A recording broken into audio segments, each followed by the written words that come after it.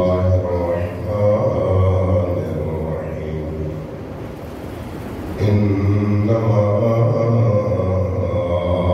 يريد الله ليذهب عنكم الرجس أهل البيت ويطهركم تطهيرا.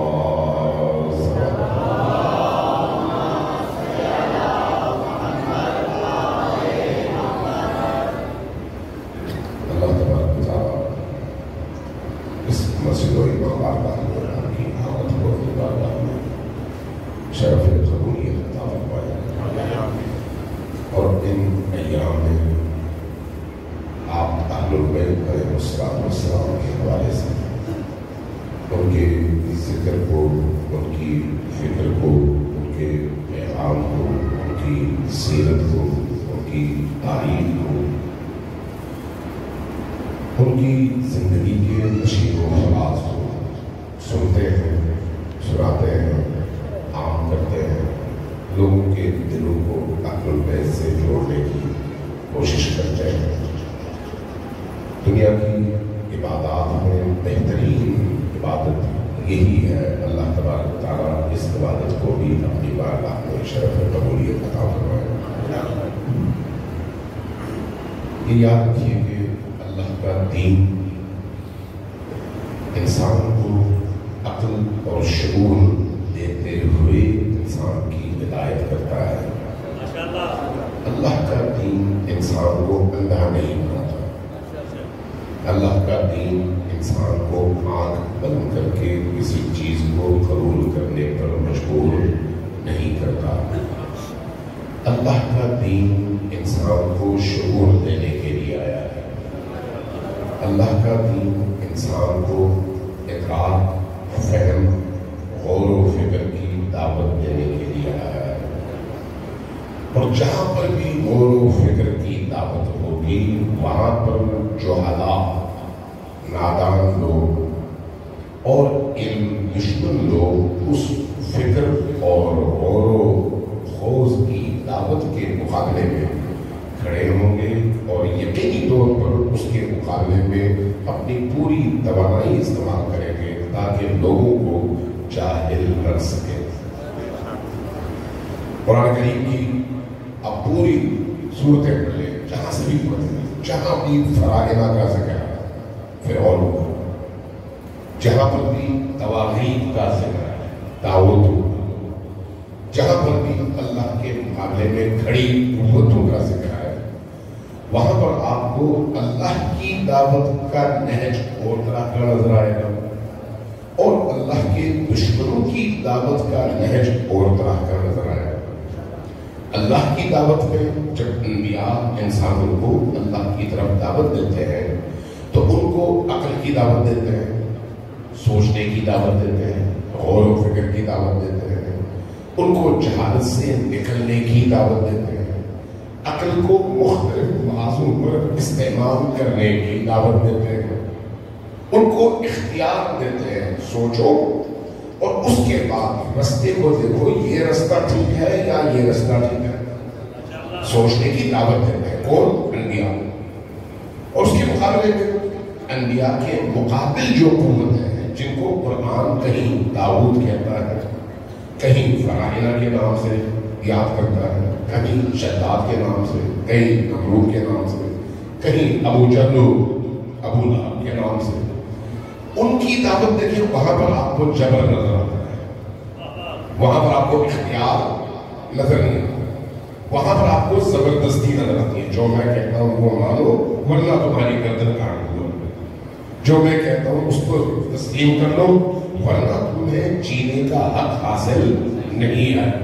اس لیے فرعون، نمرود اور طاغوتوں کی روش ہمیشہ ظلم اور ستم کی رہی کہ جبر اور طاقت کے ذریعے سے انسانوں کو نادان رکھ کر، عقل کے دریچے بند رکھ کر، سوچ کے دریچے بند رکھ کر انہیں اپنا غلام بنایا جائے اور ان کو سوچنے کا موقع نہ دیا جائے۔ یہ تمام فرعونوں کی روش رہی، چاہے اس زمانے کے فرعون ہو یا آج کے، لیکن اس کے مقابلے میں انبیاء کی روش، اللہ کی روش بالکل برعکس رہی۔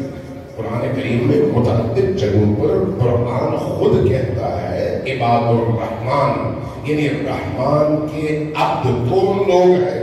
اگر موقع ملے تو کل وہ آیات بھی آپ کے سامنے پیش کروں گا کہ عباد الرحمن کون لوگ ہیں۔ عباد الرحمن وہ لوگ ہیں جو حتیٰ آیات قرآنی اور اللہ کی نشانیوں پر بھی آنکھ بند کر کے، کان بند کر کے، بہرے اور گونگے ہو کر سجدے میں کبھی نہیں گرتے، بلکہ پہلے سوچتے ہیں۔ جب ان کا ذہن، ان کی عقل قائل ہو جائے کہ ہاں یہی حق ہے، تو تب گرتے بھی ہیں، اور جب اللہ کی بارگاہ میں سجدہ ریز ہوتے ہیں تو پھر کسی اور کے سامنے کبھی بھی گردن نہیں جھکاتے۔ یہ فرق ہے اللہ کے دین اور اللہ کے مقابل موجود لوگوں کے درمیان۔ یہی وجہ ہے کہ جب نبی کریم صلی اللہ علیہ وآلہ وسلم دعوت توحید لے کر اٹھے تو آپ نے تاریخ پڑھی ہے، اسکولوں میں بھی پڑھی ہوگی، اس کے بعد بھی جب کبھی آپ کو موقع ملا ہوگا آپ نے رسول کریم کی تاریخ پڑھی ہوگی۔ عجیب ہے کہ ابو لہب جیسے لوگ، ابو سفیان جیسے لوگ، ابو جہل جیسے لوگ مکہ کے ورودی دروازوں پر، چونکہ مکہ مختلف گھاٹیوں سے عبارت علاقہ ہے، ایک وادی نہیں ہے، کئی وادیوں پر مشتمل، تو جہاں جہاں سے خانہ کعبہ کی طرف لوگ آ سکتے تھے وہاں پر یہ لوگ تاک پہ بیٹھے ہوتے، باہر سے کوئی بندہ آ رہا ہوتا، سب سے پہلے اس کے پاس جاتے، کہتے دیکھو مکہ میں ایک شخص اٹھا ہے جو جادو کرتا ہے، جو لوگوں کو گمراہ کرتا ہے، اس کے قریب جاؤ گے تو اس کی باتیں تمہیں متاثر کریں گے، اور نتیجہ تم اپنے آباء اور اجداد کے دین سے گمراہ ہو جاؤ۔ اس لیے خبردار قریب نہ جانا، خبردار قریب نہ جانا۔ اور اگر کوئی قریب جائے اور یہ دیکھ لے کہ بھئی اس کے باوجود لوگ جا رہے ہیں تو پھر نصیحت کر کے یوں کرو، کانوں میں روئی ٹھونسنا، کہیں ایسا نہ ہو کہ اس کی آواز تم تک پہنچے اور تمہارے کانوں کے ذریعے سے تمہارے دل پر اثر انداز ہو۔ نتیجہ لوگوں کو جاہل رکھو، لوگوں کو علم سے دور رکھو، لوگوں کو اپنی عقل استعمال کرنے نہ دو۔ قرآن کیا کہتا ہے؟ قرآن مجھ سے، آپ سے، ہم سب سے کہتا ہے، قرآن کا مخاطب صرف نبی کریم نہیں ہے، قرآن کے مخاطب صرف اہل البیت نہیں ہے، قرآن کے مخاطب صرف صحابہ کرام نہیں ہے، قرآن کا مخاطب ہر وہ فرد بشر ہے جو نزول قرآن سے لے کر تا قیام قیامت اس زمین پر پیدا ہوتا ہے اور اللہ اس کو شعور عطا کرتا ہے، ہر وہ انسان مخاطب ہے قرآن کریم۔ لہذا وہ ایسا تھا، فلان تاریخ میں ایسا ہوا، فلان لوگ ایسا سوچتے تھے، تو اس کا میں پابند نہیں ہوں۔ میں جس نتیجے تک آپ کو پہنچانا چاہتا ہوں اس کے لیے یہ مقدمہ ہے۔ یہ ضروری نہیں ہے کہ میرا باپ ایسا سوچتا تھا، وہ میرا باپ تھا، میرا باپ کسی اور طرح کے کپڑے پہنتا تھا، مجھے کسی اور طرح کے کپڑے پہننا پسند ہے۔ میرے والد اور میرے دادا موبائل استعمال ہی کرتے تھے، میں کرتا ہوں۔ میرے باپ دادا کے زمانے میں رہن سہن کا طریقہ یہ نہیں تھا، لیکن آج ہے۔ زمانے کے بدلنے کے ساتھ ساتھ تقاضے بدلتے ہیں، عقل و شعور میں اضافہ ہوتا ہے، اس لیے قرآن جہاں جہاں جاہلیت کے دور کے مشرکوں کو مخاطب کرتا ہے وہاں پر ان کی ضمیروں کو جھنجھوڑ کر کہتا ہے کہ اگر تمہارے باپ دادا غلط تھے تو کیا تم بھی غلط نہیں کرو گے؟ لہذا باپ دادا ایسے تھے، ہمارے بزرگ ایسے تھے، ہمارے بڑے ایسے تھے، یہ معیار اللہ کے دین میں نہیں ہے۔ اللہ کے دین میں معیار کیا ہے؟ آپ کی اپنی عقل، آپ کی اپنی سوچ، اور سوچ میں موجود گہرائی۔ اس لیے اللہ جو دعوت دیتا ہے وہ قرآن کی دعوت دیتا ہے، اللہ جو دعوت دیتا ہے رسول کی دعوت دیتا ہے۔ رسول اللہ صلی اللہ علیہ وآلہ وسلم نے بھی جو دعوت دی، اس دعوت میں انسان کو آنکھ اور کان بند کر کے رسول کے پیچھے چلنے کی دعوت نہیں دی، بلکہ ان کی عقلوں کو کھول کر انہیں سوچنے اور سمجھنے کی دعوت دی۔ اس لیے قرآن کریم جتنی زیادہ تاکید کرتا ہے عقل، فکر اور سوچ پر، اتنی تاکید کسی اور چیز پر قرآن کریم کی نظر نہیں آتی۔ اس لیے ہم قرآن پڑھیں جگہ جگہ افلا تعقلون، کیا تم سوچتے نہیں ہو، عقل استعمال نہیں کرتے؟ افلا تتفکرون، کیا تم فکر نہیں کرتے؟ افلا تتدبرون، کیا تم لوگ تدبر نہیں کرتے؟ تفکر پر، تعقل پر، تدبر پر اتنا زور کیوں ہے؟ اس لیے کہ اللہ مسلمان اور مومن کے طور پر جس انسان کو دیکھنا چاہتا ہے اس کو جاہل نہیں، اس کو باشعور دیکھنا چاہتا ہے۔ باشعور انسان اللہ کو پسند ہے، باشعور انسان ترقی کرتا ہے، بے شعور انسان منجمد ہے، پتھر کی طرف سے رکا ہوا ہے۔ انسان رکا ہوا نہیں ہوتا، ہمیشہ آگے کی طرف سفر کر رہا ہوتا ہے۔ کربلا کا واقعہ، یہ عزاداری، سید الشہداء کی یاد، یہ کیا ہے؟ یہ انسان کو کسی نقطے پر روکنے کا ذریعہ نہیں ہے، یہ انسان کو سوچنے کی دعوت دینے والا پلیٹ فارم ہے، یہ انسان کی عقلوں کو جھنجھوڑنے والا پلیٹ فارم ہے، یہ انسان کے دلوں کو ہلانے والا پلیٹ فارم ہے، یہ انسان کے اندر تدبر اور تعقل کی کیفیت پیدا کر کے اس کو حق اور باطل کے درمیان کھڑا کر کے اختیار دیتا ہے کہ اب سوچو تم نے ادھر جانا ہے یا ادھر جانا ہے۔ زبان میں جیون محمد علیہ وسلم۔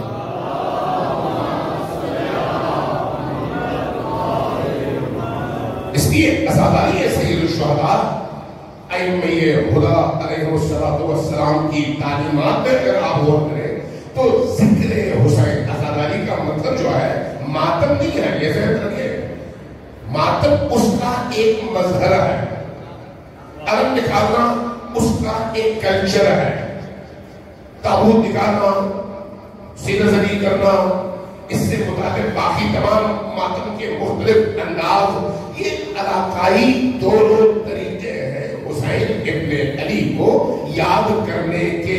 اصل چیز کیا ہے جس پر ائمہ کا اتنا زور ہے؟ وہ ہے ذکر کربلا، ذکر حسینی، ذکر سید الشہداء اور اہداف سید الشہداء کو بیان کر کے لوگوں کے عقل و شعور کو زندہ کرنا۔ اصل چیز یہ ہے۔ اب اس کے ذہن میں ہر شخص، ہر علاقہ اور ہر کلچر اپنی مرضی سے توڑے طریقے اپناتا ہے، چونکہ یہ اللہ کی طرف سے معین شدہ عبادت نہیں ہے کہ ایسے کرو گے تو ٹھیک ہے، ایسے نہیں کرو گے تو ٹھیک نہیں ہے، ایسا نہیں ہے، بلکہ کلی اجازت ہے کہ اس انداز میں کرو کہ دین کے احکام سے ٹکرائے نہیں۔ اگر دین سے ٹکراتی نہیں ہے کوئی چیز تو وہ جائز ہے، اب چاہے کیسے بھی کرو، دین سے ٹکرائے تو پھر وہ نہ کرو، وہ ناجائز ہے، یہ کلی قاعدہ دین نے دے دیا ہے۔ لیکن اصل کیا ہے؟ اصل یہ ہے کہ ذکر حسین کی مجلس سجاؤ، اصل یہ ہے کہ حسین ابن علی کی محفل سجاؤ، اور اس سجی ہوئی محفل میں اہداف حسینی کو بیان کرو، کردار حسینی کو بیان کرو، کلام حسینی کو بیان کرو، تاریخ حسینی کو بیان کرو، وہ اسباب، وہ علل، وہ چیزیں جو اس زمانے میں وقوع پذیر ہوئی، جس کی وجہ سے 61 ہجری کا یہ معرکہ وجود میں آیا، اس کے اسباب اور اس کا بیک گراؤنڈ بیان کرو، تاکہ لوگوں کو پتا چلے کہ نبی کا آخری شہزادہ جو اس دور میں جس نے نبی کو اپنی آنکھوں سے دیکھا تھا، اس شہزادے نے، اس امام نے، اس اہل البیت کے آخری امام اور فرد نے اتنی عظیم قربانی کیوں دی؟ کیا اس لیے کہ لوگ ان سے محبت کریں؟ یہ کوئی دلیل نہیں ہے، یہ کوئی دلیل نہیں ہے۔ اگر وہ نہ کرتے تب بھی لوگ ان سے محبت کرتے ہیں۔ محبت کے لیے اس طرح سے شہادت دینا ضروری نہیں تھا. حسین ابن علی کمالات کا مرقع ہے. دنیا میں جتنے بھی کمالات، جتنے بھی فضائل موجود ہیں، ان فضائل کو یکجا جمع کیا جائے تو حسین ابن علی کی ذات میں وہ تمام خوبیاں یکجا نظر آتی ہیں. اس لیے ہو نہیں سکتا کہ کوئی شخص حسین سے آگاہ ہو، حسین ابن علی سے آشنا ہو، حسین ابن علی کو جانتا ہو اور اس ہستی سے محبت نہ کرے. یہ ممکن نہیں ہے. اس لیے حسین سے محبت کے لیے ضروری نہیں ہے کہ کوئی شخص شیعہ ہو، ضروری نہیں ہے. حسین کی محبت کے لیے سنی ہونا بھی ضروری نہیں ہے. حسین کی محبت کے لیے لا الہ الا اللہ پڑھنا بھی ضروری نہیں ہے. اس لیے کہ ہم دیکھتے ہیں سکھ بھی حسین سے محبت کرتے ہیں، ہندو بھی حسین سے محبت کرتے ہیں، عیسائی بھی حسین سے محبت کرتے ہیں، یہودی بھی حسین سے محبت کرتے ہیں، دہری بھی حسین سے محبت کرتے ہیں، بت پرست بھی حسین سے محبت کرتے ہیں، مسلمان بھی حسین سے محبت کرتے ہیں. کیوں؟ اس لیے کہ حسین میں وہ انسانی کمالات یکجا اس طرح سے نظر آتے ہیں کہ کوئی اور اس مقام پر نظر نہیں آتا. اس لیے ہر انسان کہتا ہے ہیرو ہو تو ایسا ہو، کمال ہے تو یہ ہے. یہ جو جوش نے کہا تھا کہ انسان کو بیدار تو ہونے دے دو، ہر قوم پکارے گی ہمارے ہیں حسین. تو یہ کیا مطلب ہے اس کا؟ یہ جو فضائل انسانی ہے، فضائل انسانی، اگر انسان میں عقل اور شعور ہو تو فضائل کی طرف متوجہ ہوتا ہے. گائے بھینس فضائل کی طرف متوجہ نہیں ہوتے. آپ کو بھی پتا ہے، آپ جس علاقے میں رہتے ہیں آپ کی ارد گرد بہت سارے لوگ گائے پالتے ہیں، بھینس پالتے ہیں، بھیڑ بکریاں پالتے ہیں. اگر کسی دن کسی گائے کے سامنے ایک طرف چارہ رکھ دیا جائے، دوسری طرف زعفران، تو گائے کو کیا یہ تمیز ہے کہ یہ زعفران ہے اور یہ چارہ ہے؟ نہیں. وہ چارے کو بھی اسی طرح سے کھا لے گی جس طرح سے زعفران کو کھاتی ہے. اس کی نگاہ میں زعفران اور چارے کے درمیان کوئی فرق نہیں ہے. یہ فرق کس کے لیے ہے؟ اس کے لیے جس میں عقل ہو، اس کے لیے جس میں شعور ہو. جس میں شعور نہ ہو اس کو ان چیزوں کا ادراک بھی نہیں ہوتا. اس لیے اگر حسین ابن علی کا شعور کسی انسان کو حاصل ہو جائے تو پھر اس کا کلمہ پڑھنا ضروری نہیں ہے.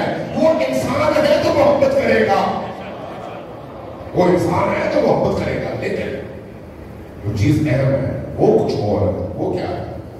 وہ یہ ہے کہ حسین ابن علی جیسی با کمال ہستی نے اتنی بڑی قربانی کیوں دی؟ ایک سوال. اتنی بڑی قربانی اس کے لیے دیکھنا پڑے گا حسین کون ہے. سب جانتے ہیں حسین کون ہے؟ نبی خاتم صلی اللہ علیہ وآلہ وسلم کے فرزند رسول، جس کو قرآن نے ابنا انا کہہ کر رسول کا بیٹا قرار دیا. علی کا بیٹا نہیں کہا، قرآن نے کہا رسول کا بیٹا. اب ہم نے رسول کو قرآن کی نگاہ میں دیکھنا. اگر قرآن نے حسین ابن علی کو رسول کا بیٹا کہا ہے تو پھر ہمیں بھی یہی کہنا ہے کہ رسول کے بیٹے کا نام حسین ابن علی ہے. یہ رسول کا کیسا بیٹا ہے؟ وہ بیٹا جس کو رسول نے اپنے زبان سے نکلنے والے اس ملکوتی اور وحیانی کلام کے ذریعے سے ہم تک جو تعارف پہنچایا، اس تعارف میں فرمایا کہ یہ سید الشہداء بھی ہے اور سیدہ اہل الجنہ بھی ہے. یعنی یہ اہل الجنہ کے تمام جوانوں کا سردار بھی ہے اور پوری تاریخ کے تمام شہیدوں کا سالار بھی ہے.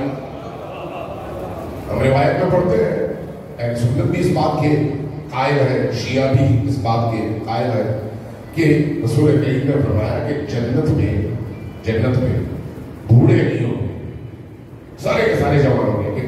بوڑھی خاتون آئی، نبی کریم سے دعا کی درخواست کی. عرض کیا کہ یا رسول اللہ دعا کیجئے مجھے اللہ جنت میں داخل فرمائے. آپ مسکرائے، فرمایا کہ جنت میں تو بوڑھے نہیں ہو جائیں گے، وہاں پر تو صرف جوان ہے. تم جانی پریشان ہو کہ یا رسول اللہ پھر میرا کیا ہوگا؟ اس کے چہرے کے محزون حزن آلود کیفیت کو دیکھ کر رسول کریم مسکرائے اور فرمایا کہ تم جاؤ گی لیکن جوان ہو کر جاؤ گی، اس لیے کہ جنت والے سارے کے سارے جوان ہو گئے۔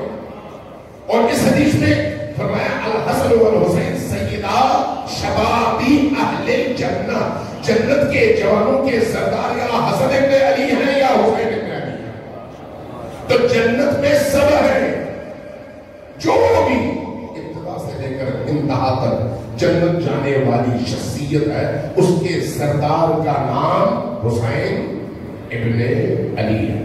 اور سوال یہ ہے کہ وہ شخصیت جو اللہ کے نبی کے دل کا چین ہے، وہ شخصیت جو نبی کی آنکھوں کی ٹھنڈک ہے، وہ شخصیت جو فرزند نبی ہے، وہ شخصیت جس کے لیے جنت سے کھانے اور جنت سے لباس آتا ہے، وہ شخصیت جس کے گہوارے کو جھولا دینے کے لیے فرشتے تشریف لاتے ہیں، وہ شخصیت جس کے رونے سے اللہ اور اس کے فرشتوں کو اذیت ہوتی ہے، وہ شخصیت جو اہل جنت کے سربراہ اور سردار ہے، وہ شخصیت جس کا گرنا نبی کو اتنا ناگوار ہے کہ اپنا خطبہ چھوڑ کر، منبر چھوڑ کر، اپنے خطبے کا رخ تبدیل کر کے، گفتگو کو منقطع کر کے منبر سے بھاگ کر جاتے ہیں، اس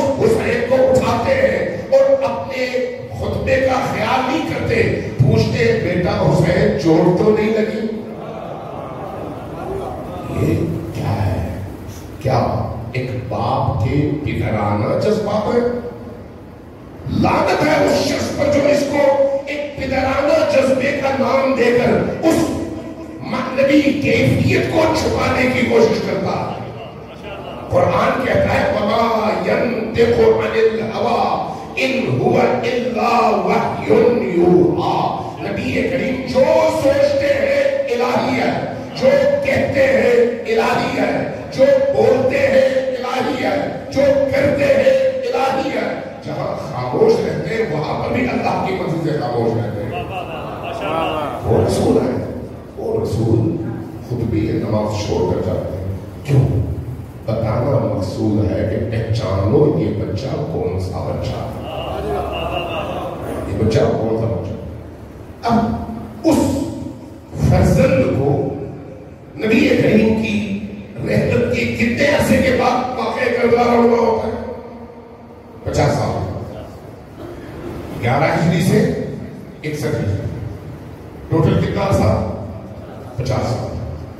مجھے یہ بتائیے آپ کے اسی پاکستان میں بابا قوم محمد علی جناح جو اللہ کا نبی نہیں ہے، اللہ کا ولی نہیں ہے، اللہ کی طرف سے کوئی کتاب نہیں آیا ہے، قومی ہیرو، قومی ہیرو، اگر ان کے بچوں کو 1947 سے 1997 تک آنے کے بعد 97 میں اگر آپ کے کراچی یا اسلام آباد جیسے شہر میں ان کے پورے کنبے کو جمع کر کے گولیاں مار دیا جائے اور پھر ان کی بچیوں کو شہر شہر پھرایا جائے تو آپ کے پاکستان میں عام انسانوں کا رد عمل کیا ہونا چاہیے؟ سوچنے والی بات ہے، کیا ہونا چاہیے؟ کیا برداشت کریں گے؟ نہیں، برداشت نہیں کریں۔ کیوں؟ وہ قومی ہیرو تھے، معصوم نہیں تھے، اللہ کی طرف سے نہیں آئے تھے، اللہ کی طرف سے کوئی ان کا وہ مقام بیان نہیں ہوا تھا، لیکن چونکہ قومی ہیرو تھے اس لیے ان کے بچوں کے ساتھ اگر ایسا سلوک ہوتا ہے تو سارا معاشرہ اٹھ کھڑا ہوگا کہ کیوں یہاں تک نوبت آئی کہ ہمارے قومی ہیرو اور ملک کے بانی کے بچوں کے ساتھ یہ سلوک کیا جائے، فوراً پورا معاشرہ کھڑا ہوگا۔ کیا ہوا؟ کیا مسلمان سارے کے سارے مر گئے تھے؟ سارے مسلمان کافر ہو گئے تھے؟ کلمہ لوگوں نے چھوڑ دیا تھا، قرآن لوگوں نے چھوڑ دیا تھا، مسجدیں بند ہو گئی تھی، بتخانے آباد ہو گئے تھے، کیا ہوا تھا؟ کچھ بھی نہیں، مسجدیں بھی آباد تھیں، روزے بھی لوگ رکھ رہے تھے، نماز بھی لوگ پڑھ رہے تھے، حج میں بھی لوگ جا رہے تھے،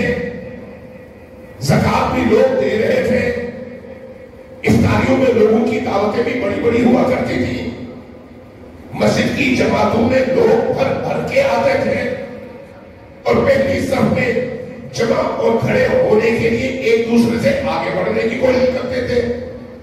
تو کیا کربلا میں حسین بن علی کا قتل کسی بت پرست نے کیا؟ کسی کافر نے کیا؟ کسی مشرک نے کیا؟ کسی دہریے نے کیا؟ کس نے کیا؟ کلمہ گو مسلمان نے، قرآن پڑھنے والے مسلمان نے، حافظ قرآن کے حامل مسلمان نے، حافظ قرآن نے. کیوں؟ سوال یہی ہے، اس سوال کا کسی کو جواب مل جائے تو اس کی دنیا بدل جاتی ہے.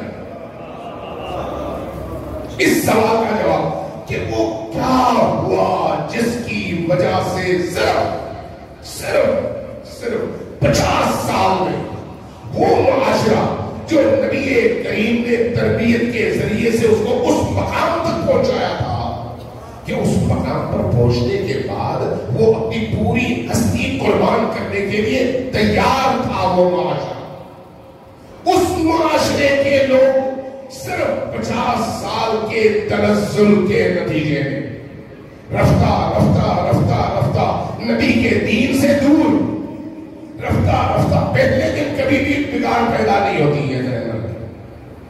یہ ذہن رکھیں، پہلے دن کبھی بھی کوئی بندہ خراب نہیں ہوتا. خراب ہونے میں ٹائم لگتا ہے.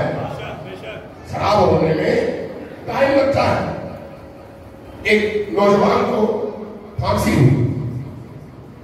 کی سزا ہوئی.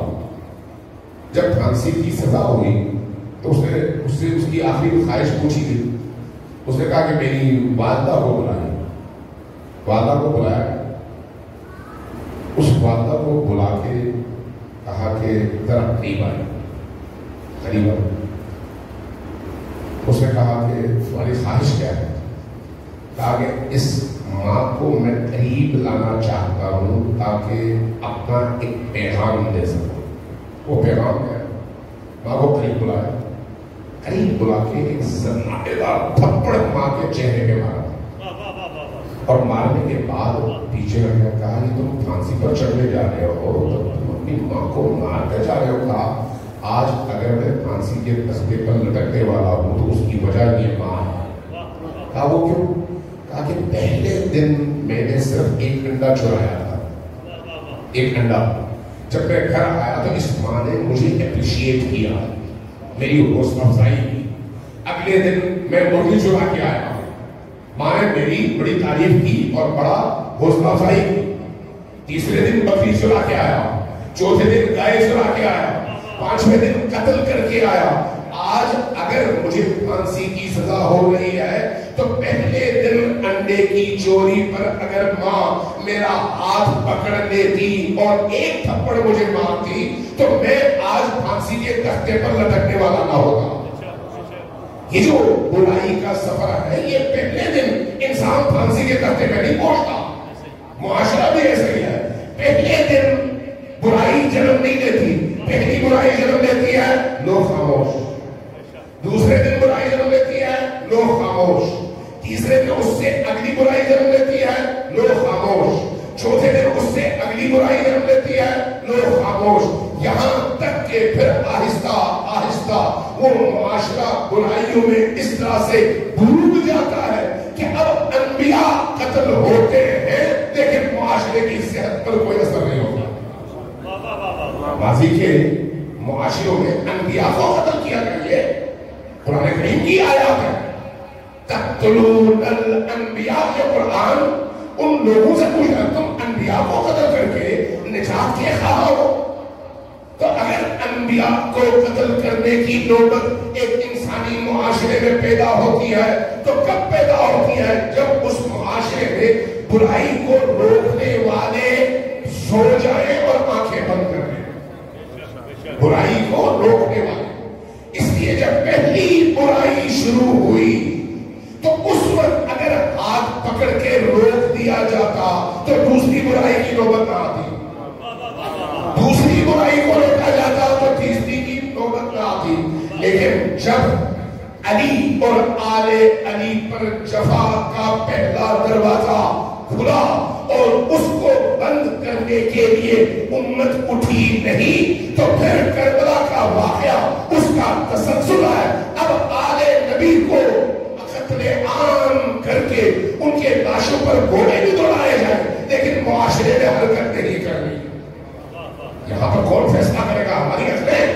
ہمیں سوچنا پڑے گا کہ یہ نوبت کیوں آتی ہے. صلوات بھیجیں محمد و آل محمد.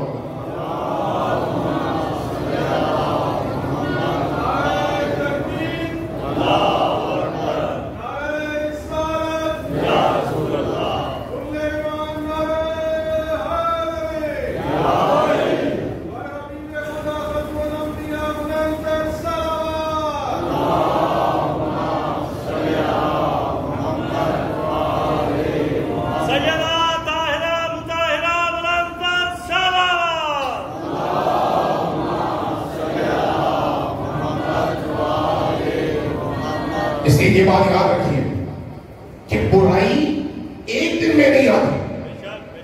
دین کے احکام تبدیل ایک دن میں نہیں ہوتے. آپ کے ذہن کو دوبارہ میں اسی نقطے پر لانا چاہتا ہوں. آج ہمارے اتنے سارے فرقے ہیں. کیوں ہے؟ 100 سال پہلے یہ فرقے تھے, 200 سال پہلے تھے, 300 سال پہلے تھے. ذرا اگر ان فرقوں اور مسالک کی تاریخ دیکھیں تو ماضی قریب میں ٹوٹ کر یہ فرقے بنے.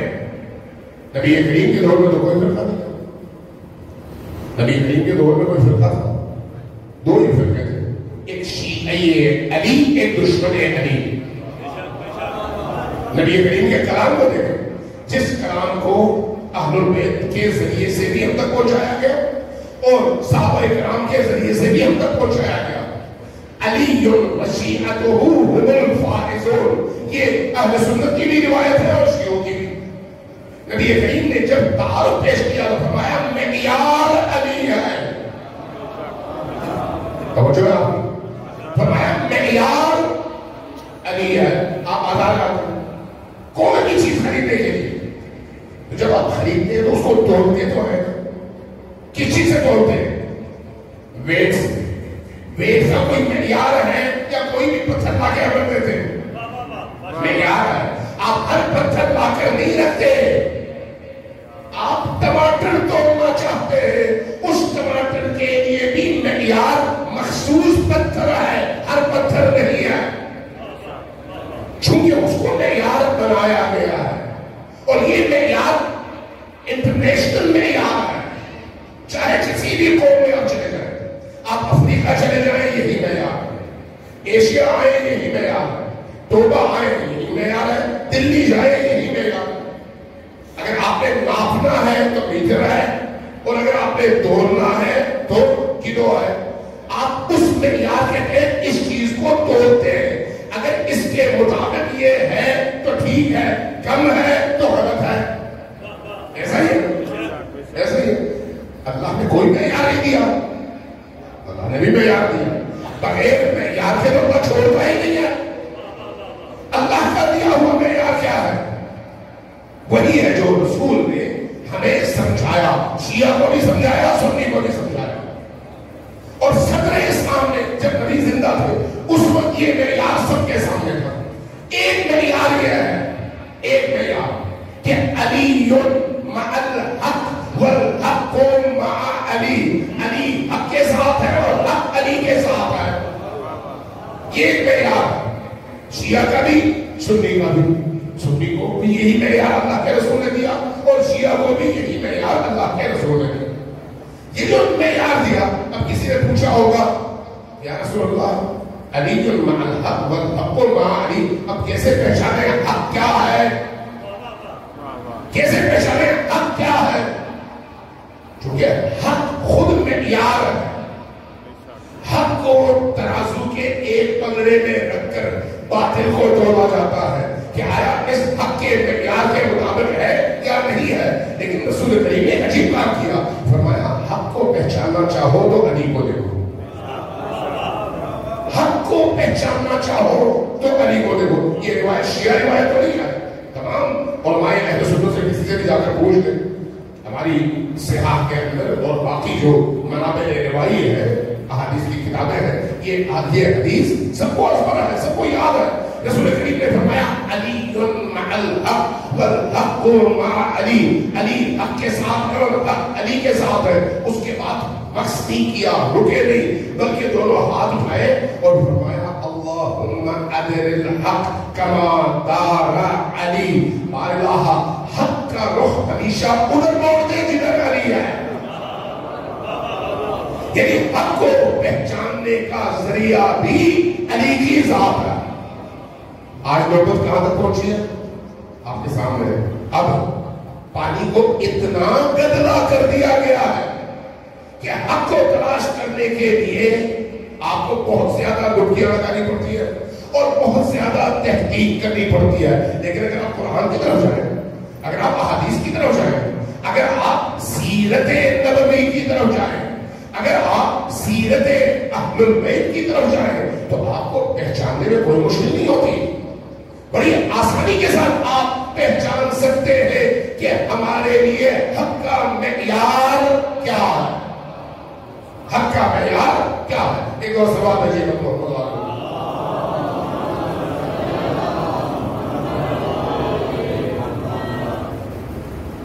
ایک اور ذرا اونچی آواز سے سوال ہے.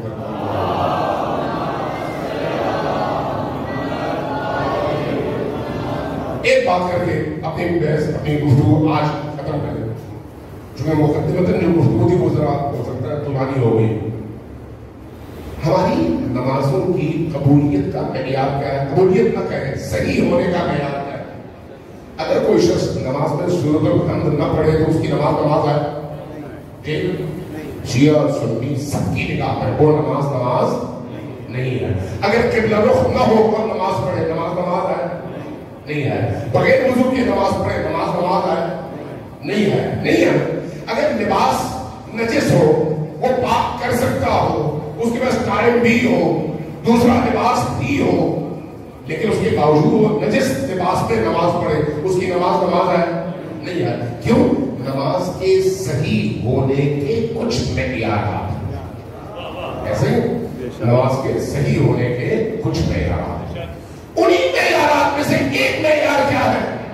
وہ نماز جس پہ نبی اور علی اور آل علی، توجہ چاہیے آپ، نبی علی اور آل علی. جب آپ کہتے ہیں نبی اور آل نبی تو آل نبی میں علی اور آل علی شامل ہے. جس نماز میں نبی اور آل نبی پر درود نہ بھیجی جائے وہ نماز نہیں ہے. ایسا ہے جس نماز میں نبی اور ان کی آل پر آپ درود نہ پڑھے وہ نماز نہیں ہے. اب سوال کہ جتنے بھی لوگ مسلمان ہو گئے، جتنے بھی لوگ، ان سب پر یہ لاگو ہے یا کچھ لوگ مستثنا ہیں؟ جن پر بھی نماز فرض ہے ان سب کے لیے لازم ہے کہ وہ جب نماز پڑھے تو کہے یا کہے اللہم صلی علی محمد و آل محمد مختصر ترین درود، یا کہے اللہم صلی علی محمد و علی آل محمد کما صلیت علی ابراہیم و علی آل ابراہیم انک حمید مجید. بعض اوقات ہم جہالت کی وجہ سے اس درود کو بھی تقسیم کرتے ہیں، کہتے ہیں یہ شیعہ درود ہے، یہ سنی درود ہے. لیکن ایسا نہیں ہے. نہ شیعہ قرآن کوئی اور ہے اور سنی قرآن، نہ شیعہ درود کوئی اور ہے اور سنی درود کوئی اور. درود وہی ہے، طریقہ بتایا گیا ہے کہ یا وہ لمبا درود پڑھو یا یہ مختصر پڑھو، تمہارے اختیار میں. مختصر ترین اور جامع ترین کیا ہے؟ اللہم صلی علی محمد و آل محمد. لیکن قرآن پڑھنا چاہو پڑھ لو، اللہم صلی علی محمد و علی آل محمد کما صلیت علی ابراہیم و علی آل ابراہیم انک حمید مجید. اب ایک سوال ہے، جب آل محمد کا تذکرہ ہوتا ہے تو بہت سارے کلمہ کو مسلمانوں کے پیٹ میں مروڑ اٹھنے لگتا ہے. بہت سارے کلمہ، مجھے حیرت ہوتی ہے بھائی یہ کیسی محبت ہے کہ باپ سے محبت اور بچوں سے نفرت. یہ کیسا نہیں ہے؟ یہ کیسی محبت ہے؟ یہ کیسی عقیدت ہے؟ اگر آپ کے اپنے معاشرے میں آپ کسی شخصیت سے محبت کرتے ہوں تو آپ ان کے بچوں سے زیادہ بچ کر بات کرتے ہیں، چونکہ یہ بچے ان کی نگاہ میں محبوب ہیں. اگر بچے کا فرمان ہو تو پھر بھی الگ بات ہے، لیکن یہاں پر تو یہ بچے وہ ہیں جو عکس رسول ہیں، تصویر رسول ہیں، پاکیزہ ترین، معصوم ترین،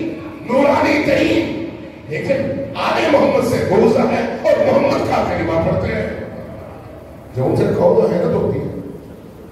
نبی کریم کا نام لیتے ہیں بعض لوگ سب رسول کریم کا نام لیتے ہیں. جب رسول کریم کا نام لیتے ہیں تو کہتے ہیں صلی اللہ علیہ وسلم. میں نے کئی دفعہ بعض علماء سے حتیٰ ٹی وی کے پروگرام میں بھی یہ عرض کیا, میں نے کہا بھائی جو نبی کریم نے فرمایا لا تصلوا علی صلاۃ البقرہ, کیا یہ شیعہ حدیث ہے یا سنی؟ کہا کہ نہیں ہمارے یہاں حدیث موجود ہے. کیا مطلب ہے اس کا؟ مجھ پر تم بریدہ صلوات نہ بھیجو. تم بریدہ یعنی کوئی جو سورہ کوثر میں ہے نا, ان شأنک ھو الابتر, آپ کے دشمن تم بریدہ ہیں جن کا تسلسل نہیں ہے, جن کی نسل آگے نہیں چلے گی. تو صلوات بھی ابتر کون سی ہے؟ جس میں آگے تسلسل نہ ہو, جس میں آگے آل کو شامل نہ کیا جائے. ابتر ہے, جو ابتر ہے وہ صلوات نہیں ہے, وہ درود نہیں ہے صلی اللہ علیہ وسلم. میں نے پوچھا کہ اس کی کوئی وجہ ہے؟ بعض حضرات خاموش ہو گئے, بعض حضرات نے کہا وہ منہ پر چڑھ گیا ہے, منہ زبان پر چڑھ گیا ہے, بولتے تو عادت ہو گئی. یہ عادت کیوں ہوئی ہے؟ سوال یہ کیوں ہوئی ہے؟ ابھی تو آپ کے قومی اسمبلی میں بل آیا تھا, اس میں تو انہوں نے صلی اللہ علیہ وآلہ واصحابہ وسلم کہہ کر اپنی طرف سے مزید چیزیں ایڈ کر دی ہیں. یہاں پر آپ کو کیوں پریشانی نہیں ہوتی؟ جو اللہ نے کہا اس میں آپ کاٹتے عادت بن گئی ہے. جو آپ خود اضافہ کرنا چاہتے ہیں وہاں پر آپ پورا زور لگا دیتے ہیں. کیا مطلب ہے؟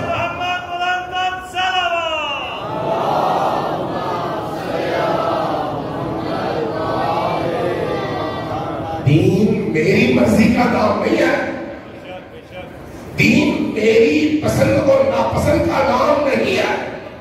یہ اگر دین ہے تو یہ آپ کا دین ہے, اللہ کا دین نہیں ہے. یہ آپ کے آباء و اجداد کا دین ہے, اللہ کا دین نہیں ہے. اللہ کا دین وہی ہے جو یا قرآن کہے یا محمد مصطفیٰ صلی اللہ علیہ وآلہ وسلم کہے, وہ اللہ کا دین ہے. اور اس دین میں نماز میں صلوات اور درود پڑھنا فرض ہے, نماز کا حصہ ہے. جو نہیں پڑھتا اس کی نماز باطل ہے, اور اس درود کا حصہ وہ آل محمد بھی ہے. جب آپ پڑھتے ہیں اللہم صلی علی محمد وعلی آل محمد کما صلیت علی ابراہیم وعلی آل ابراہیم انک حمید مجید, تو یہ کیا ہے جملہ؟ اصل وہی ابتدا والا ہے اللہم صلی علی محمد وعلی آل محمد, بس. اگلا کیا ہے؟ اگلا تائید ہے, بارگاہ تو نبی پر اور ان کی آل پر درود بھیج جیسے تو بھیجتا تھا. جو ہے کما, جیسے تو بھیجتا تھا. صلیتا, تو نے بھیجا کس پر؟ حضرت ابراہیم پر اور ان کی آل پر. حضرت ابراہیم کا تذکرہ آئے تو آل ساتھ میں, نبی کریم کا تذکرہ آئے تو آل کو کاٹ دو. یہ کیسی حب محمد اور حب نبی ہے؟ اس کا مطلب یہ ہے کہ کہیں پر کوئی نہ کوئی بیماری ہے. یہ بیماری ہے. یہ بیماری کب پیدا ہوتی ہے؟ جب میں دین کو اپنی خواہش کے تبادلے میں اور سانچے میں ڈھالنا شروع کر دوں. دین وہ نہیں ہے جو میری خواہش کا ہے. اللہ کا نبی دین پر مہر لگا کے چلا گیا, قرآن نے مہر لگا دی اور قرآن کامل ہو گیا کہ دین وہی ہے جو یا قرآن میں ہے یا نبی کی سیرت میں ہے. اب یہ کیسے ہو سکتا ہے کہ انسان نماز بھی پڑھے, نماز پہ نبی اور آل نبی پر درود بھی بھیجے اور ساتھ میں آل نبی کو قتل بھی کرے؟ یہ کیسے ہو سکتا ہے؟ وہ جو کربلا میں لشکر اشقیاء مقابلے میں آئے تھے وہ یہ لوگ پڑھتے تھے, لیکن جب اپنے مفادات کو وہ قربان ہوتا ہوا دیکھتے تھے اور یہ دیکھتے تھے کہ اگر ہم ادھر چلے جائیں ہماری دنیا اٹھ جائے گی, تو دنیا بچانے کے لیے آخرت سے دستبردار ہو گئے اور آل نبی کو قتل کیا, لیکن دنیا چھوڑنا نہیں. اور جب دنیا دنیا کے پیچھے گئے تو نہ انہیں دنیا ملی نہ انہیں آخرت ملی. دنیا سے بھی گئے اور آخرت سے بھی گئے. سلوات بھیجے گا کون؟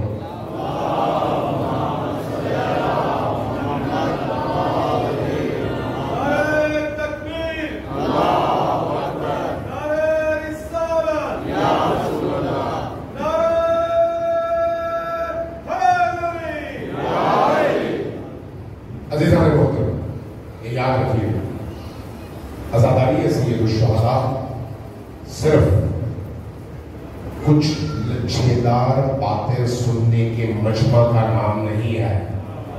یہ یاد رکھیں، ازاداری سید الشہداء ایک سمندر ہے. جتنے بھی آلودہ لوگ معاشرے کے اندر ہیں وہ جب عزاداری سید الشہداء کی مجلس میں آتے ہیں اور ذکر حسین میں شریک ہوتے ہیں تو ان کے دل نرم ہو جاتے ہیں. جب دل نرم ہوتے ہیں تو آنکھیں برستی ہیں. جب آنکھیں برستی ہیں تو دلوں کی اندر جو راستے ہیں، جو تاریکی ہے، جو سیاہی ہے، جو گند ہے، جو گناہ کا اثر ہے، وہ ان آنسوں کے ذریعے بہہ کر باہر نکل جاتا ہے.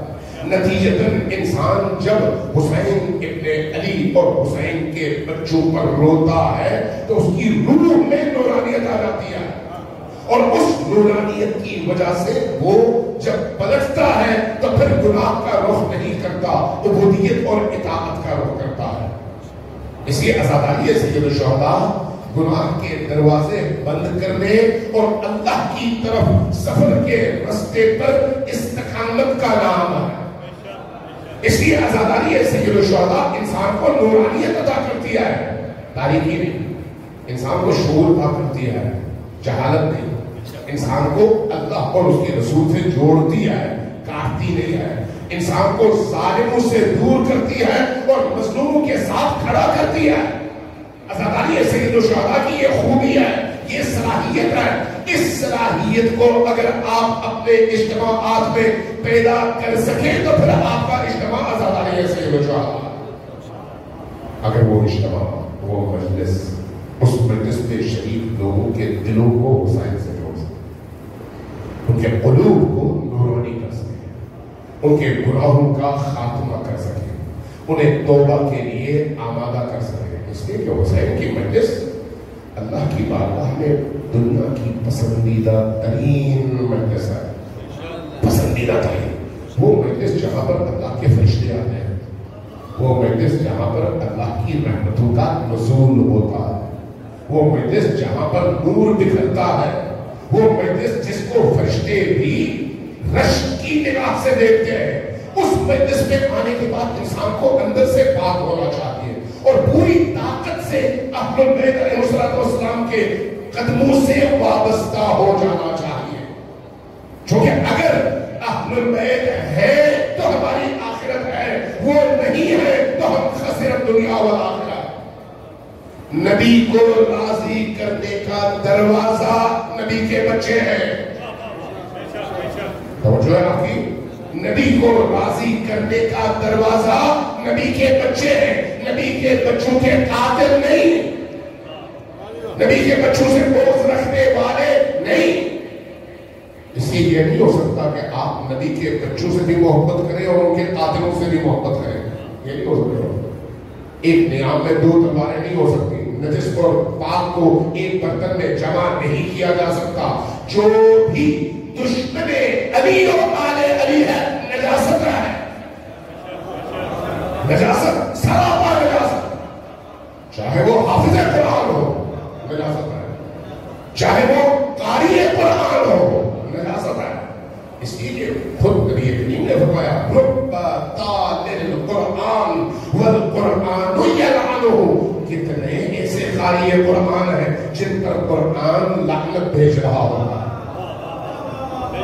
اس لیے کہ وہ اس قرآت کے ذریعے سے اللہ کی کے حصول کے لیے نہیں بھاگ رہے، وہ دنیا چاہتے ہیں، قرآن کو استعمال کرتے ہیں.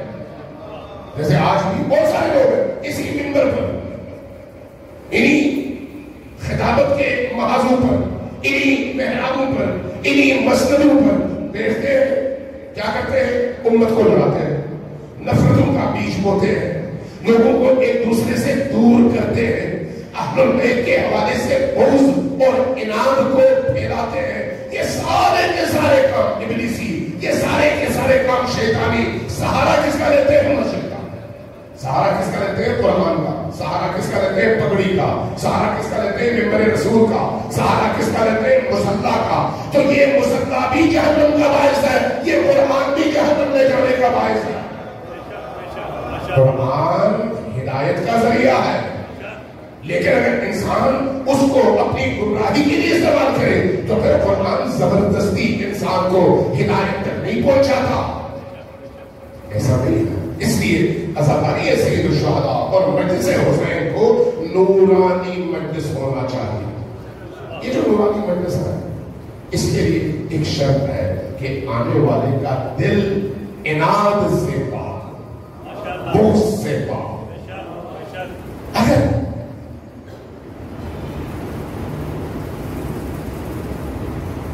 اگر کسی کے دل میں علی ابن ابی طالب اور آل علی کی محبت ہو، چونکہ اللہ کے رسول نے اس محبت علی کو رستہ قرار دیا ہے نبی تک پہنچنے کا، نبی تک پہنچنے کا۔ اگر کوئی شخص واقعی دل کی گہرائیوں سے علی اور آل علی کو چاہتا ہو تو کبھی نہ کبھی وہ نبی تک پہنچ جاتا ہے۔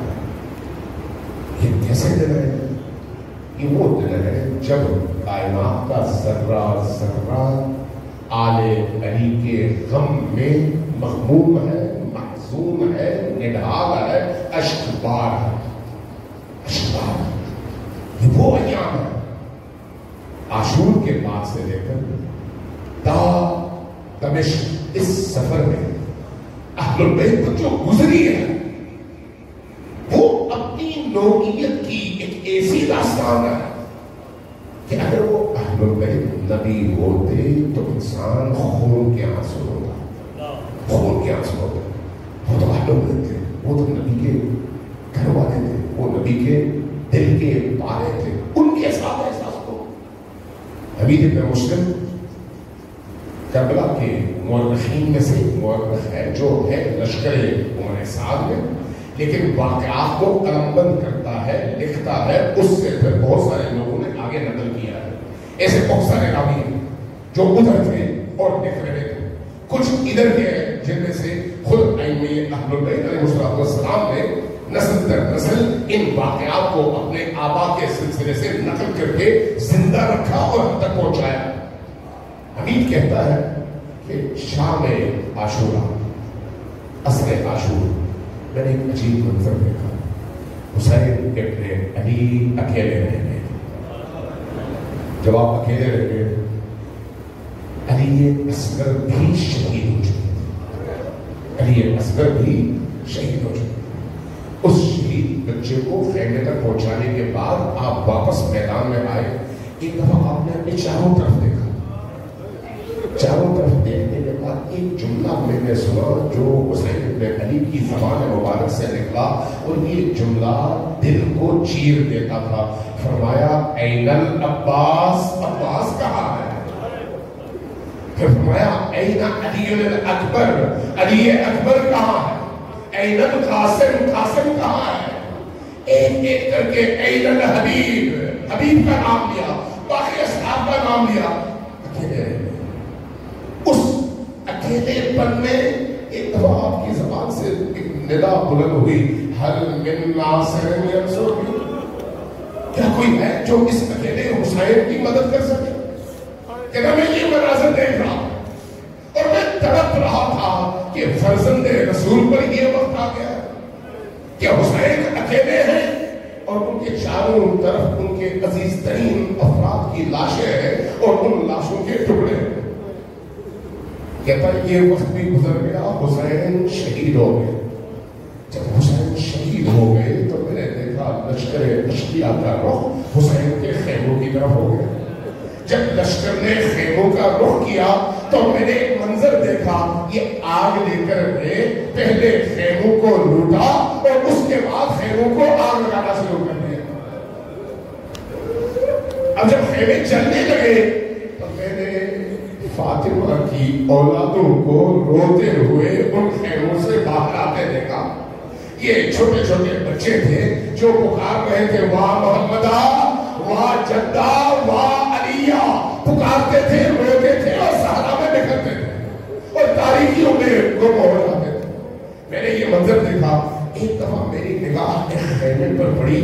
ایک اونچے قد کی خاتون کو میں نے دیکھا، کبھی خیمے کے اندر جاتی ہے، کبھی باہر آتی ہے، کبھی اندر جاتی ہے، کبھی باہر آتی ہے. میں نے پوچھا یہ خاتون کون ہے اور بھاگتی کیوں نہیں ہے؟ جواب ملا یہ علی کی شیر دل بیٹی زینب ہے.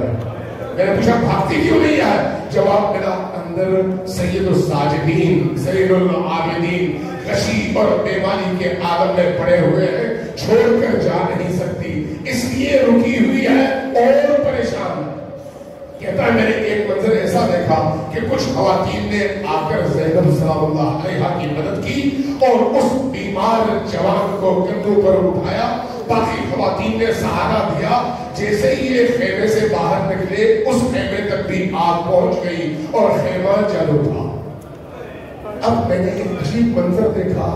ایک چھوٹی سی بچی ہے اور اس بچی کے دامن پر آگ لگی ہوئی ہے اور وہ بچی رو رہی ہے اور اپنے دامن کی لگی ہوئی آگ سے مضطرب ہے. میں بھاگ کے گیا بچی کے دامن کی آگ بجھاؤں. میں نے کیا دیکھا؟ بچی نے جیسے ہی مجھے آتے دیکھا ڈر کر بھاگی اور زور زور سے رونے لگی. میں آگے سے گیا بچی کو روکا، اس کے دامن کی آگ بجھائی. جیسے ہی میں نے دامن کی آگ بجھائی تو بچی نے میری آنکھوں کی طرف دیکھا، گویا پوچھ رہی ہو کہ کربلا میں اب تک جتنے بھی لوگ آئے انہوں نے ہمیں مارا، ہمیں لوٹا، ہمیں تماچے لگائے، ہمارے خیموں کو جلایا، تم پہلے شخص ہو جو آگ بجھانے کے لیے آیا. کہتا میں نے پوچھا بیٹی تم کون ہو؟ کہا میں حسین کے سینے پر سونے والی لاڈلی بیٹی سکینہ ہوں. میں نے پوچھا بیٹی یہ تمہارے رخسار کو کیا ہوا ہے؟ رنگت سیاہ ہو چکی ہے. کہا ان ظالموں نے اتنے تماچے مارے کہ رخسار سیاہ ہو چکے. میں نے پوچھا تمہارے کان کی لو پھٹی ہوئی ہے اور خون رس رہا ہے، وجہ کیا ہے؟ کہا ان ظالموں نے اتنے زور سے بالیاں کھینچی کہ میرے کان کی لو پھٹ گئی. میں نے پوچھا تمہارے کندھے زخمی ہیں، تھن زخمی ہے، وجہ کیا ہے؟ کہا کہ انہوں نے جب ہمارے مکڑے اور ہماری چادریں چھیننا چاہی تو نیزے کی نلیاں استعمال کی، اس لیے میرے کندھے اور سر زخمی ہیں. میں نے پوچھا بیٹی اس عمر میں تم پر بڑا ظلم ہوا ہے، ذرا بتاؤ میں تمہاری کیا مدد کروں؟ بچی نے کیا کہا؟ کہا ذرا مجھے نجف کا رستہ بتا. میں نے پوچھا بیٹی کیا کرو گی؟ کہا کہ ذرا جاؤں گی نجف اپنے جد امجد کی بارگاہ میں اور عرض کروں گی دادا جان دیکھیے اس امت نے آپ کی بیٹیوں کے ساتھ کیا سلوک کیا.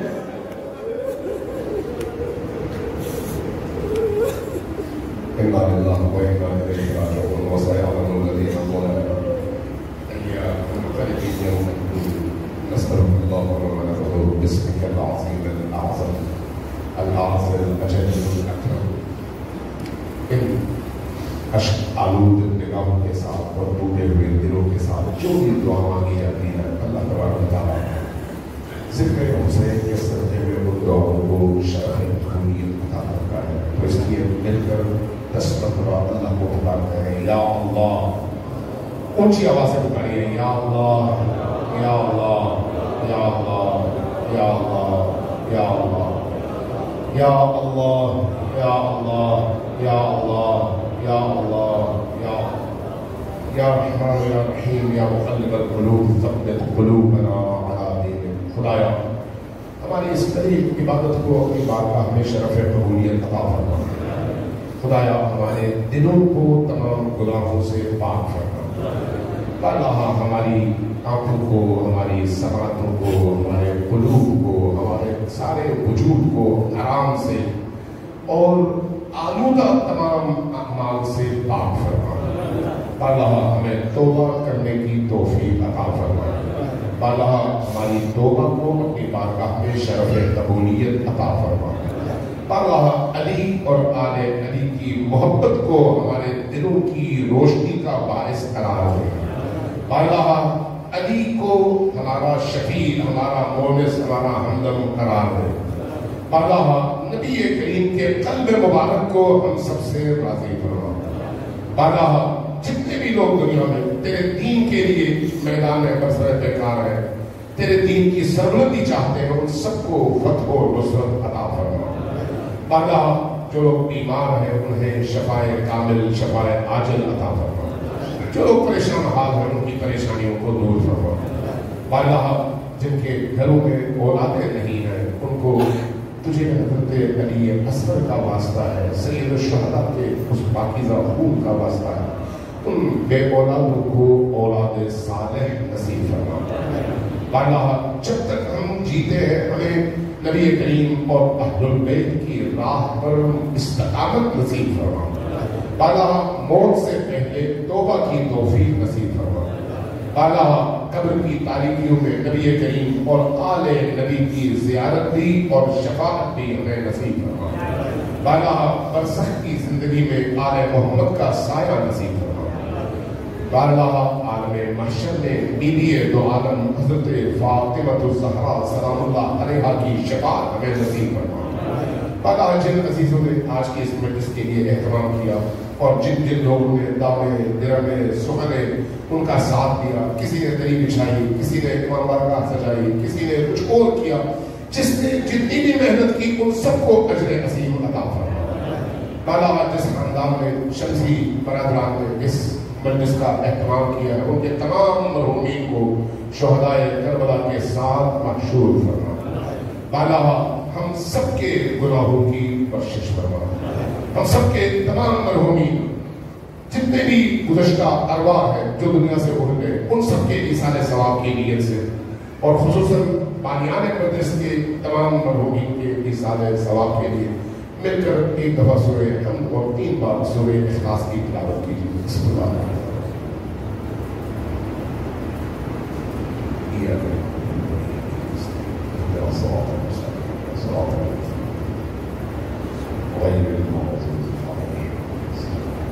بسم اللہ